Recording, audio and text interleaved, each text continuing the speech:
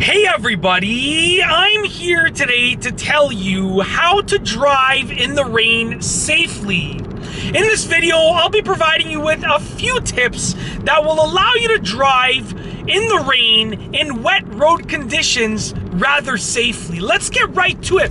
The first tip is about hydroplaning. Now, hydroplaning is basically when wet road conditions cause your tires to lose contact with the road. So let's say you're driving at a rather fast speed and you see a puddle up ahead.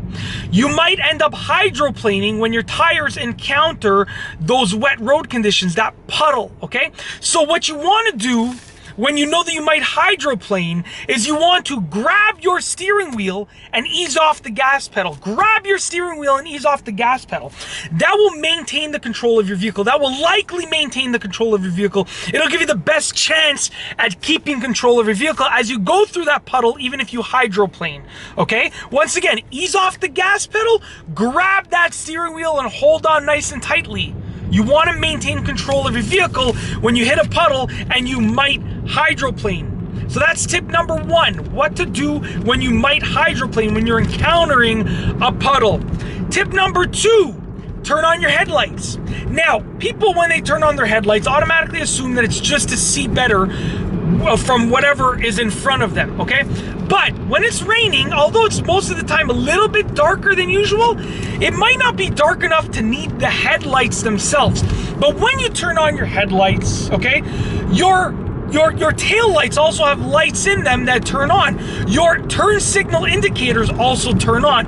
So it's not so much about using the headlights to see what's in front of you better, because if you needed to see better, you would turn the headlights on no matter what. Turning on the headlights when it's raining is about being seen, because all of these other lights in your car and around your car turn on along with the headlights, okay? So it's about being seen. It's about illuminating all of those other lights around your vehicle. Now, all of the vehicles that I've driven have those lights that turn on automatically when you turn on the headlights. But if your vehicle has a separate light switch for those other lights, then make sure that you're flipping that light switch on as well.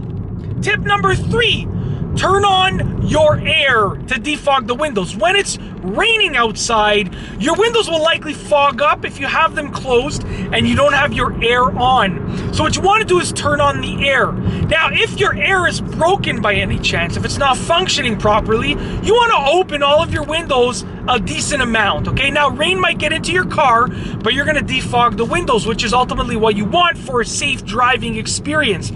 Now, if you have more people in the car, if it's not just you, if there's 4 or 5 people in the car, the fog on the windows will build up much faster because of the body heat and the breathing and so forth. So you might have to turn your air on even higher, to a higher level, to get rid of that fog, to unfog the windows and the windshield if you have more people in the vehicle, okay? So just turn your air on, defog the windows and the windshield, and leave it on a low setting at least to maintain the level of defogging. You don't want to defog your windows to only have them fog up right after. So just leave it on a low setting and you won't have to worry about them fogging up after as well.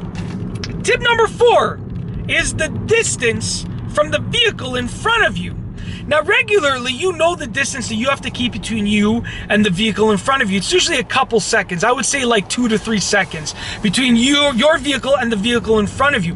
When it's raining and you have wet road conditions, it takes longer to stop and your visibility becomes lessened. Your visibility becomes worse.